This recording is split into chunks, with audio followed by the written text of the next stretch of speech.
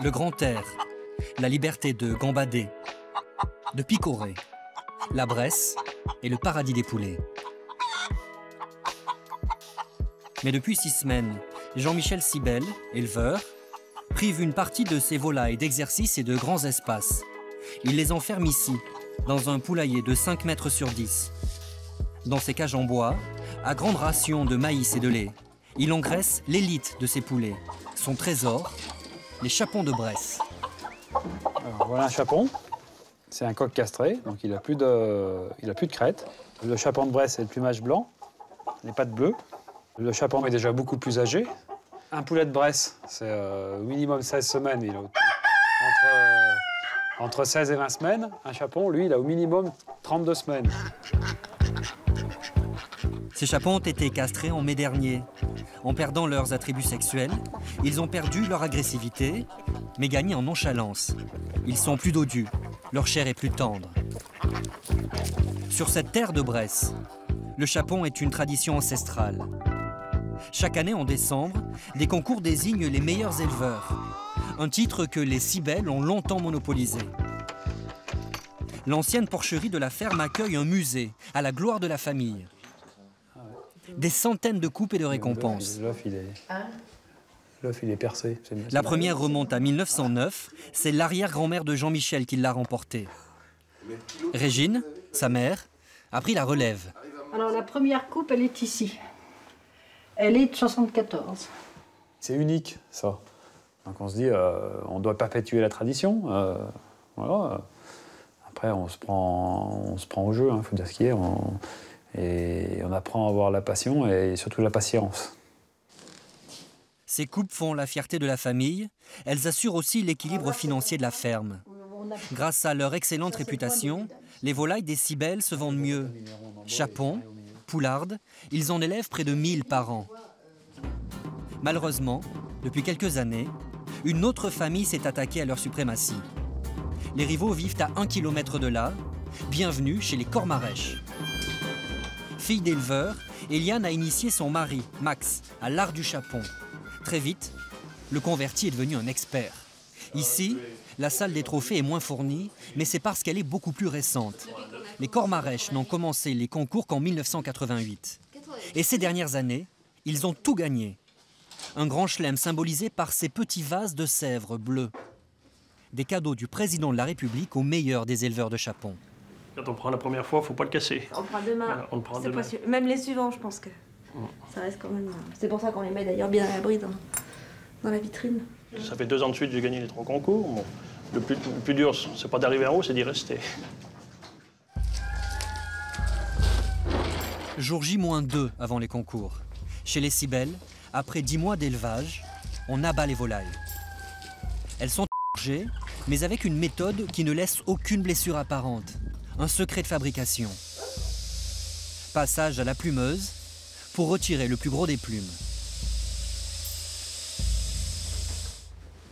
Pour la suite, toute la famille est réquisitionnée. C'est un travail méticuleux, à la main. Pour une peau impeccable, il faut compter 1/4 d'heure par volaille. Alors là, on est en train d'enlever les 3-4% de plumes que la machine n'a pas pu enlever. Et c'est ce qu'il y a de plus délicat, puisque ce sont tous les petits picots, les petites plumes cassées. Donc, et là, il faut beaucoup de minutie. Et beaucoup de patience, surtout. Le plumage n'est pas tous pareil, alors il faut s'adapter à chaque volaille. Dans la ferme voisine, les Cormarèches ont pris de l'avance. Le plumage est déjà terminé. La famille est plus nombreuse, mais surtout, Max et Eliane ne plaisantent pas avec le travail. L'organisation, oui, je pense que c'est primordial si on veut avancer. Mais pour que ça avance.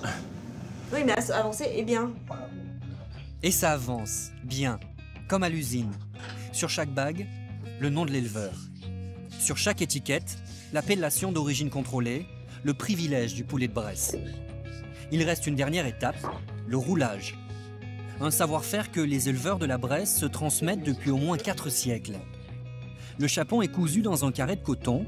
Ensuite, comme dans un corset, il faut serrer. Quand on retirera le linge dans 2 jours, le chapon sera fuselé et la peau lisse et fine. Je regarde si les ailes sont bien positionnées. On regarde bien la hauteur, si elles sont à peu près droites. Et après, on serre pour donner une forme oblongue. Ce que je vais faire, je serre avec un petit ustensile là, que je tire sur les ficelles. Là. Comme ça, une fois que la volaille est bien serrée, le gras il est répandu un peu partout. Ça rentre un peu dans la chair et ça donne un goût juteux après dans l'assiette. Efficacité, rigueur. Les Cormarèches ont préparé une centaine de volailles en une seule journée. Désormais, les dés sont jetés. Dans 2 jours, c'est un jury qui devra déterminer qui, des Cormarèches ou des Cybèles, a élevé les plus beaux poulets, les chapons de l'année.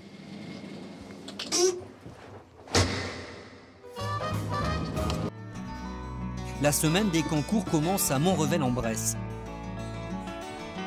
Il est 5 heures. Toute la famille Cybèle a fait le déplacement, comme une trentaine d'éleveurs venus présenter leurs volailles.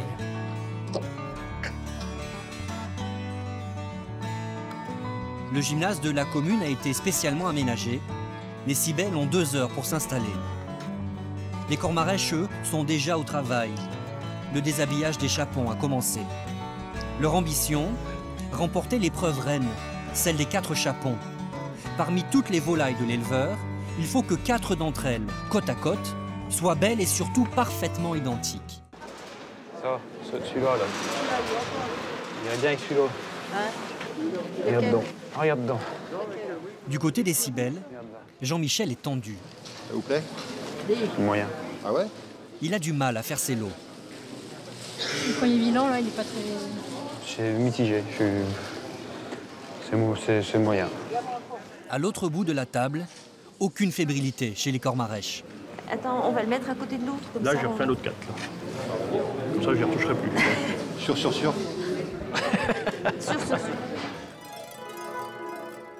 8 heures, les candidats ont quitté la salle. 800 volailles sont prêtes à affronter le jury. En bleu, les chapons. En rose, les poulardes. Tous certifiés 100% Bresse. Un vétérinaire, un éleveur à la retraite, 2 restaurateurs, ce sont eux qui vont désigner le grand prix d'honneur, le plus beau lot de 4 chapons. Dommage qu'il ait raison 3 jolis là. Ouais.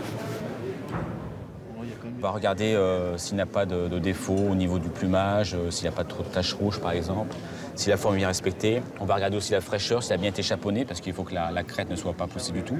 Ça veut dire que c'est un critère qui a été vraiment bien chaponné.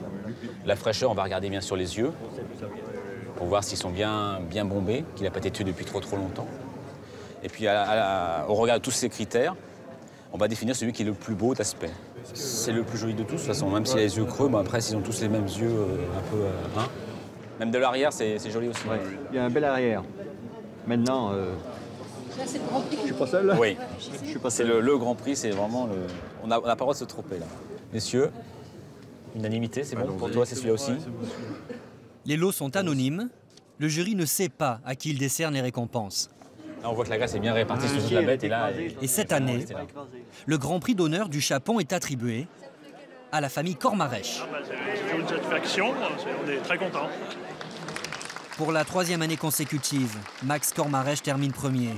Et pour la 3e année consécutive, les Cybèles, 2e. Quant à leurs chapons, ils sont déjà dans le commerce. Environ 40 € le kilo, le prix à payer pour le roi de la volaille.